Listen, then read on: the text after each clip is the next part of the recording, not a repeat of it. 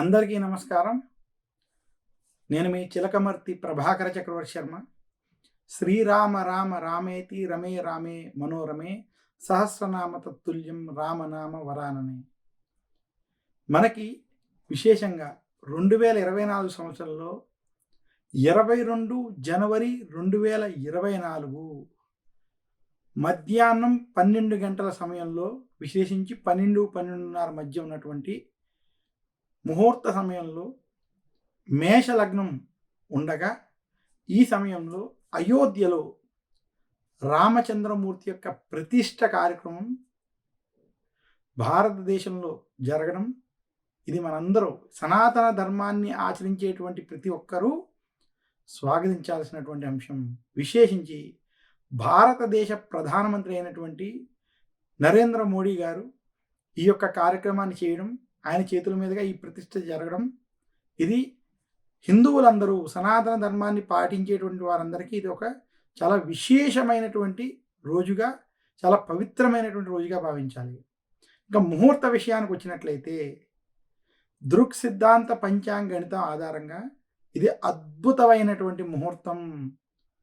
మనకి ఉత్తర భారతంలో ముహూర్త విధానాలు, ముహూర్త గణనాలకి దాని యొక్క విధానం కొంత దక్షిణ భారత గణనంతో పోల్చుకున్నట్లయితే కొంత వ్యత్యాసం ఉన్నది. విశేషించి దక్షిణ భారతంలో అమావాస్యకి ఆ మాసం యొక్క అంత్యం అవుతుంది. ఉత్తర భారతంలో పౌర్ణమికి అవుతుంది. విశేషించి శుక్లపక్షానికి ఉత్తర భారతంలో ప్రాధాన్యత ఇవ్వడం మనం చూడాలి. అయితే ఇప్పుడున్నటువంటి 22 జనవరి 2024 ఆ రోజు ముహూర్తం ఏమున్నది అంటే, పుష్యమాస శుక్లపక్ష విశేషించి ద్వాదశి తిథి ఉండడం, ఆ రోజు మృగశిర నక్షత్రం 2వ పాదం ఆ ముహూర్త సమయానికి ఉండడం, ఇంకా ముహూర్తం అభిజిత్ లగ్నంతో కూడి ఉండడం, ఈ ముహూర్తం యొక్క ప్రాధాన్యత స్పష్టంగా కనపడుతుంది. ఈ ముహూర్తంలో ఉన్నటువంటి విశేషం మరొకటి ఏంటంటే, లగ్నం మేష లగ్నం, ద్వాదశ రాశుల్లో మొట్టమొదటి అయినటువంటి మేషరాశి, అందులో మేష లగ్నం ఉండడం, ఆ లగ్నంలోనే గురుడు ఉండడం. జ్యోతిష్ శాస్త్ర ప్రకారం లగ్నంలో గనక బృహస్పతి ఉంటే 1,00,000 దోషాలు పోగొడతాడని. ఇంకా లగ్నం నుంచి దశమ స్థానంలో సూర్యుడు మకర రాశిలో ఉత్తరాయణ పుణ్యకాలం ఉండడం, ఉత్తరాయణ కాలంలో ఈ యొక్క దశమంలో రవి ఉండడం చాలా విశేషం.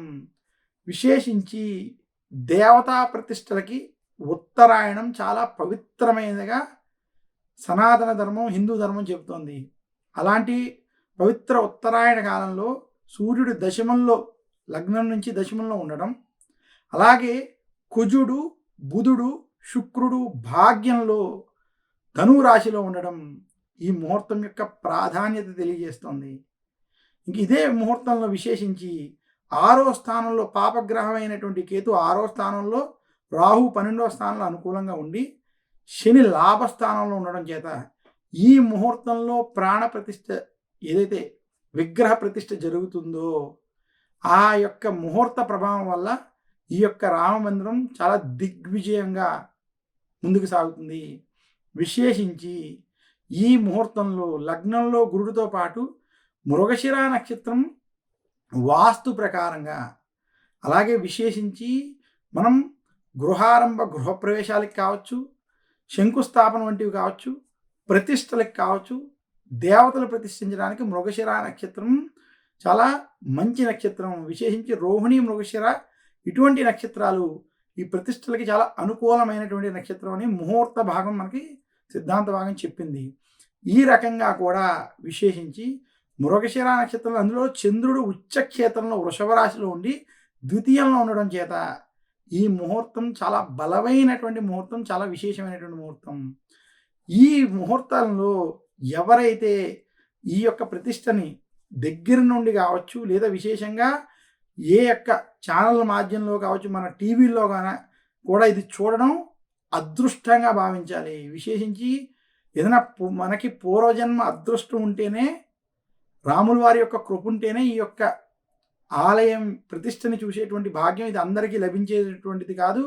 ఎలా చూద్దాం అనుకున్నా అందరూ చూడగలిగేది కాదు. అలాంటి ఈ ముహూర్తంలో ఎవరైతే ఈ ప్రతిష్టను చూస్తారో ఖచ్చితంగా వారికి అంతా శుభాలు జరుగుతాయి. చాలా దివ్యమైనటువంటి ముహూర్తం. విశేషించి మేష లగ్నం, లగ్నంలో గురుడు ఉండడం, శని లాభస్థానంలో ఉండడం, అలాగే కేతు 6వ స్థానంలో, పాపగ్రహాలు పాపస్థానంలో, శుభగ్రహాలు శుభస్థానంలో ఉండడం ఈ ముహూర్తంలో ఉన్నటువంటి చాలా విశేషం. ఇదే కాకుండా అభిజిత్ ముహూర్తంలో అవ్వడం, అభిజిత్ ముహూర్తంలో చేసేటువంటి కార్యక్రమాలకి దోషములు ఉండవు. అలాగే లగ్నంలో గురుడు ఉంటే లక్ష దోషాలను నివారిస్తాడని కూడా శాస్త్రం తెలియజేస్తుంది. ఇదే కాకుండా రవి దశమంలో ఉండడం, శుభగ్రహాలైనటువంటి శుక్రుడు బుధుడు భాగ్యంలో, అలాగే శుభగ్రహమైనటువంటి గురుడు లగ్నంలో ఉండడం, ఈ ముహూర్త ప్రాధాన్యత ఇంత విశేషంగా ఉంది. ముహూర్త పరంగా ఇది అద్భుతమైనటువంటి ముహూర్తం. ఇలాంటి ముహూర్తంలో ప్రతిష్ఠ చేయడం, ఆ ప్రతిష్టను చూసినటువంటి వారికి, రామచంద్రమూర్తి యొక్క ఆలయ ప్రారంభాన్ని విశేషించి ఆ విగ్రహ ప్రతిష్టను చూసినటువంటి వారికి రాములు వారి యొక్క అనుగ్రహం కలుగుతుంది. ఈ యొక్క అయోధ్య మందిరం దిగ్విజయంగా కొనసాగి చాలా కొన్ని తరాలు గుర్తుపెట్టుకునేటువంటి విధంగా ఉంటుందని, చాలా బలమైన ముహూర్తం అని, అందులో ఉత్తరాయణంలో జరిగేటువంటి కార్యక్రమం మృగశిర నక్షత్రంలో ఉండేటువంటిది కాబట్టి ఇది చాలా అద్భుతమైన ముహూర్తంగా చిలకమర్తి పంచాంగరీత్యా దృక్ సిద్ధాంత పంచాంగణితం ఆధారంగా కూడా ఇది ఆమోదయోగ్యంగా ఉన్నటువంటి ముహూర్తం అని తెలియజేస్తున్నాను. నమస్కారం.